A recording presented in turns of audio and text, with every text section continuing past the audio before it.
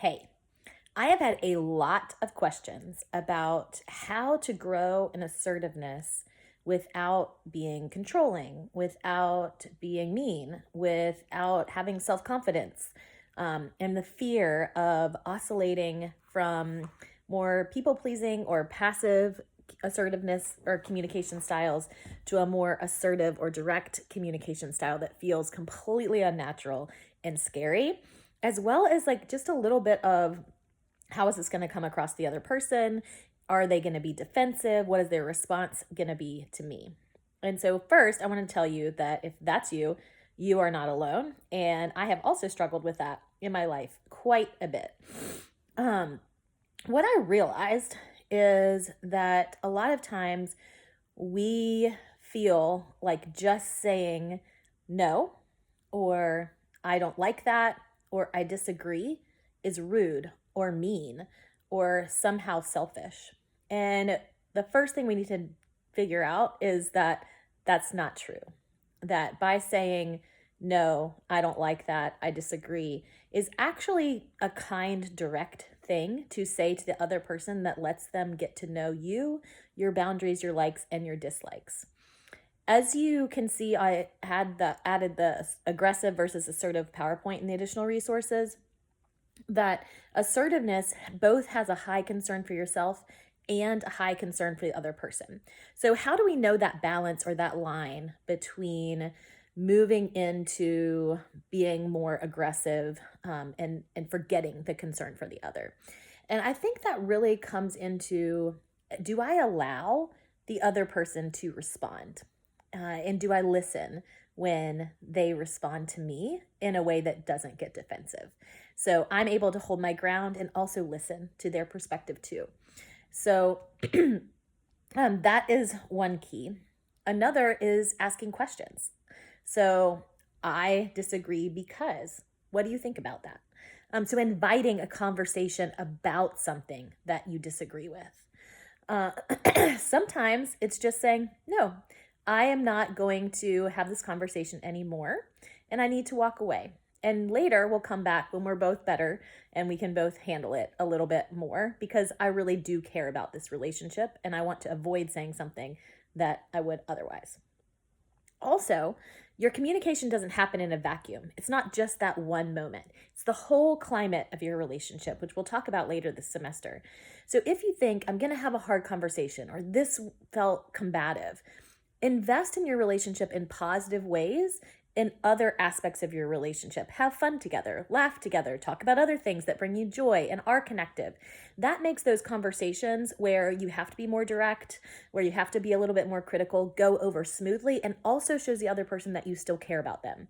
So it's not always in that one conversation that everything comes out. It's in the whole tone of your relationship that says, I care about myself and I care about you.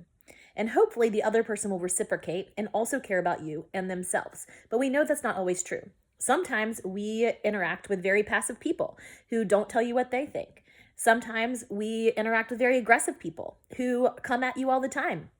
And your responses to them can maintain an assertive stance, can hold your ground, and can also ask questions and model to them that you care.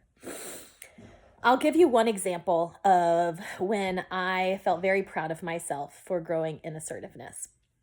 One of the people that I have a hard time being assertive with is my dad. Now, I'm an adult, so this has grown over time, but he asked me to do something. He bought a rental property in Raleigh and did not live here at the time. And when he bought it, I told him up front, you're going to ask me to do things at your rental property, and I am not going to. This is your purchase, and it has nothing to do with me, and I just want you to know up front, please don't ask me to do stuff. Well, do you think he listened? No. He asked me a couple things, like, can you do this? Can you do this? And they weren't a big deal. And so I said yes, because I am very agreeable. And then one day I had two small kids, or no, one child at the time. And my life was very busy and I was just kind of getting back into work and all these things. And he sent me an email message that was like, can you print this document out in color and take it to City Hall so that it can get stamped by 5 o'clock or something like that? And I got the email, and my first response was, how am I going to get this done in my day? right? Like I didn't even occur to me that I could say no. Then I was like, wait a second. I told him up front I wasn't doing all this stuff. And so I just sat on it for a little bit. He called me about an hour later, and I was pretty quiet, and I was just like, hey. And he said, did you get my email? And I said, yes, I did. And then I said, I am not able to do that. I told you when you bought this house that I was not going to be able to do all these things for you. And I feel upset that you are not respecting my boundary. And you know what my dad said? He said, okay, I'll just mail it to them. And I was like, wait a second. Why did you ask me to do that if you could have just mailed it in? But what it really occurred to me was, how many times have I bent over backwards to do something for someone rather than stating no or something like that? And it could have been that easy for them to solve their own problem. So after that day, my roommate at the time was a therapist, and I went and I was like, Bernie, guess what? I said no to my dad. Aren't you proud of me? And he was like, yes, I am. Good job. But it really helped me to realize that like saying no wasn't as scary as I thought it might be. And so if that's you, I still love my dad. We have a better relationship now that I'm able to tell him what I feel. We laugh about things. He laughed at himself for kind of putting things on me and realizing that he could do it himself. And so I think some of those assertive moments where we both have concern for ourselves and the other person can be highly connective. They do not have to be disruptive.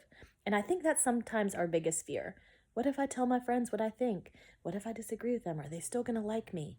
And sometimes people don't. But do you want them to like you for you? Or do you want them to like you for who they think you are?